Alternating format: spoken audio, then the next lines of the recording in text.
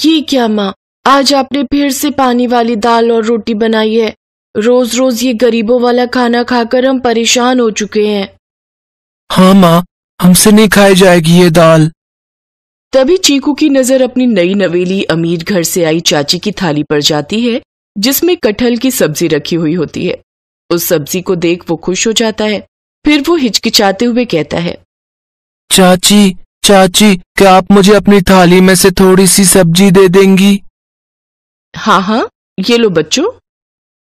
Thank you चाची, आज कितने दिनों के बाद आपकी वजह से हमें ये सब्जी खाने को मिली है। सब्जी के लिए बच्चों की खुशी देखकर अंजलि की आंखों में आंसू आ जाते हैं। ये बेचारे बच्चे कितना खुश होकर ये सूखी सब्जी खा रहे हैं, और मेरे ये गरीब ससुराल वाले भी कितने सुकून से ये रूखी सूखी रोटी खा रहे हैं। और एक हम अमीर लोग एक वक्त के खाने पर ही कितने पैसे खर्च कर देते हैं। उस रोज रूखा सूखा खाना खाकर अमीर बहू को गरीब घर के खाने का एहसास होता है। दरअसल अंजलि और विक्रांत एक ही कॉलेज में पढ़ते हैं।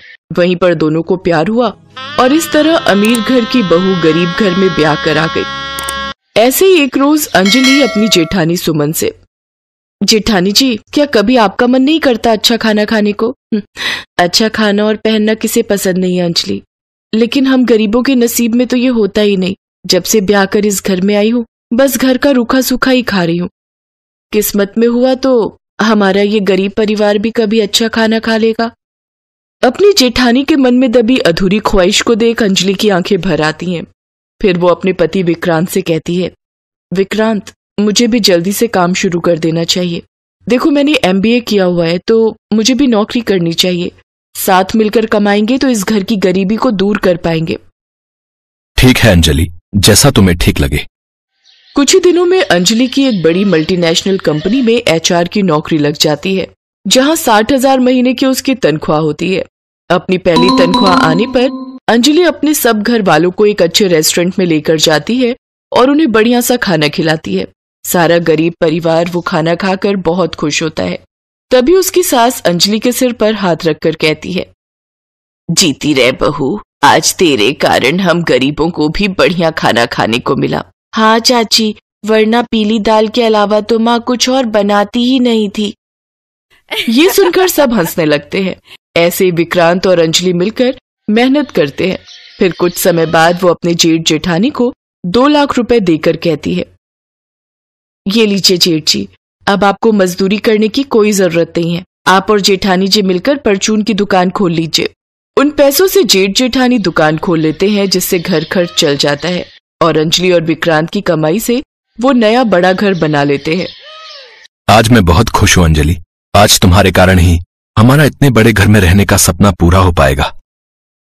हाँ अंजलि, तुम सचमुच इस घर में लक्ष्मी बनकर आई हो। ये सब आप लोगों के प्यार के कारण ही पॉसिबल हो पाया है। विक्रांत, मैं चाहती हूँ कि नए घर के गृह प्रवेश पर हम एक बड़ी सी दावत रखें, जिसमें हम गरीब लोगों को बुला सकें, ताकि उन मजबूर लोगों को भी अच्छा खाना खाने को मिल सके। इस तरह अंजलि एक बड़ी सी दावत रखती है, जिसमें तरह तरह के पकवान और मिष्ठान होते हैं। सब गरीब वो खाना खाकर बहुत खुश होते हैं और उन्हें ढेरों आशीर्वाद देते हैं। अब अंजलि अपने गरीब ससुराल वालों के साथ नए बड़े घर में रहने लगती है। राजसमंद नामक एक गांव में जगमोहन अपनी पत्नी सोमा और बेटी गुड्डी के साथ रहता था। जगमोहन के पास जमीन तो थी, लेकिन साधन ना के बराबर थे। कुछ समय पहले उसके पास बैल थे, लेकिन घर के हालात बिगड़ने के कारण उसने उन्हें बेच दिया। उनकी हालत बहुत ही दयनीय स्थिति में थी। घर के हालात देख उसकी पत्नी सोमा ने उससे कहा, मेरी बात मान लीजिए जी, मुझे ठाकुर के यहाँ काम करने दीजिए। साफ सफाई और घर के काम ही तो करने हैं। क्या फर्क पड़ जाएगा अगर मैं वहां जाकर काम कर दूं? कम से कम घर के राशन पानी का तो खर्चा निकल ही जाएगा। ऐसी बात मत किया कर रेनू की माँ, तेरी बातें मेरे दिल को छलनी कर देती हैं। ये मेरे लिए मर मिटने जैसा हो जाता है। सोमा, तुम जानती नहीं हो उस ठाकुर की नीयत कितनी गंदी है। वो अपने घर पर काम करने वाली हर औरत पर बुरी नजर रखता है, और मैं नहीं चाहता कि वहां जाकर तुम भी उसकी गंदी नजर का शिकार बनो। ना ना, मुझसे तो नहीं देखा जाएगा, और मैं तो गांव में किसी को अपना मुंह भी नहीं दिखा पाऊंगा। नहीं नहीं, तू वहां काम करने नहीं जाएगी बस। जगमोहन दिन भर इसी चिंता में रहता था कि वो अपनी पत्नी और बच्ची को ढंग का खाना और कपड़े तक भी नहीं दे पा रहा था। वो फटे पुराने कपड़े पहनकर ही गुजारा चला रहे थे। जगमोहन जब भी गांव में किसी से मदद मांगने जाता कि हल और बैल दे दो या ट्रैक्टर उसके खेतों में चला दो, तो सभी उसे मना कर देते। एक दिन अपने खेतों को फावड़े से खोदते खोदते वो अधमरा सा हो गया। उसकी सूखी जमीन पर फावड़ा भी नहीं चल रहा था, लेकिन वो लगातार फावड़ा चलाए जा रहा था। उसकी आंखों के सामने बार बार अपने परिवार का चेहरा आ रहा था। उधर गांव का ठाकुर गीदड़ की तरह नजरें गड़ाए बैठा था कि कब जगमोहन मदद के लिए उसके पास आए और वो उसकी जमीन हथिया ले। वो जब भी जगमोहन से मिलता था तो उसे एक ही बात कहता था, जगमोहन, रे तुझे कितनी बार कहा है अपनी जमीन मुझे दे दे, मैं तुझे उसके अच्छे दाम दे दूंगा। नहीं साहब, पैसे तो एक दिन खत्म हो जाएंगे, लेकिन जमीन ये मेरे पूर्वजों की निशानी है, भला इन्हें मैं कैसे बेच सकता हूँ।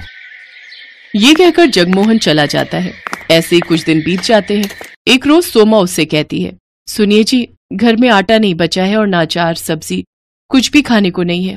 अब हम क्या खाएंगे जी? सोमा, तू रेनू के लिए कुछ देख, है तो हम तो भूखे भी सो जाएंगे। लेकिन आपने भी तो सुबह से कुछ नहीं खाया जी, आपको भी तो भूख लगी होगी ना। भूख तो लगी है सोमा, लेकिन मेरी जेब में पैसे नहीं है कि मैं बाजार जाकर आटा खरीद सकूं, और खेत पूरी तरह बंजर है, उसमें घास तक का एक अंश नहीं होता है। अपने पति की लाचारी देख सोमा को उस पर दया आती है। फिर उसका ध्यान अपने पति की बात पर जाता है और वो आंगन में लगी घास को देखती है। फिर उसे तोड़कर लाती है और उसे पतीले में उबाल लेती है। फिर सिलबट्टे पर पीसकर उसका पेस्ट बना लेती है और उसमें नमक, मिर्च, हल्दी, अजवाइन मिलाकर उसे तवे पर डाल देती है। फिर उसकी गोल सी रोटी बनाकर तैयार कर लेती है। ये ले रेनू, मेरी बच्ची, अपनी माँ को माफ करना। घास की रोटी बनाने के अलावा मेरे पास और कोई चारा नहीं था। तो क्या हुआ माँ? मास्टर जी कहते हैं हमारे महाराणा प्रताप भी जब जंगल में रहे थे तो उन्होंने भी यही हरे घास की रोटियां खाई थी, तो फिर हम क्यों नहीं खा सकते? बिल्कुल सच कहा मेरी बच्ची। फिर जैसे ही रेनू और जगमोहन उसे अपने मुंह में डालते हैं तो उसे खाकर कहते हैं, वाह माँ, ये तो बड़ा ही स्वादिष्ट है। हाँ सुमा, ये तो लाजवाब है। की आंखों से आंसू बहने लगते हैं। मैं जानती हूँ ये इतनी अच्छी नहीं है, आप दोनों बस मेरा मन रखने के लिए कह रहे हैं। फिर उन तीनों की आंखों से आंसू बहने लगते हैं। तभी दरवाजे पर कोई आदमी आता है। जी, ये जगमोहन जी का घर है। जी हाँ। तभी जगमोहन आता है। क्या बात है भाई साहब? दरअसल मैं लॉटरी विभाग से आया हूँ। कुछ महीने पहले जो आपने लॉटरी खरीदी थी उसका आज रिजल्ट आया है और आपने इस लॉटरी को जीत लिया है, जिसका इनाम पूरे 25 लाख रुपए है। 25 लाख रुपए? और साथ में ये, हाँ जी, और साथ में ये आज का खाना हमारी कंपनी की तरफ से आपके लिए। ये सुनकर जगमोहन, सोमा और रेनू सब बहुत ही खुश होते हैं। अब उनके दिन बदल जाते हैं। जगमोहन ट्रैक्टर बुलवाकर अपने खेतों पर चलवाता है, जिससे उसकी बंजर भूमि में जान आ जाती है और उसमें फसल उगाती है। साथ ही वो अपने लिए पक्का घर भी बनवा लेता है और अब शहरों से नई नई खाद लाकर अपने खेतों पर डालता है, जिससे उसकी फसल अच्छे से तैयार हो जाती है और वो उससे भी काफी पैसे कमाने लगता है। देखते ही देखते अब वो उस गांव का सबसे अमीर आदमी बन जाता है। अब वो अपने परिवार की हर इच्छा पूरी करता है और खुशी खुशी उनके साथ रहने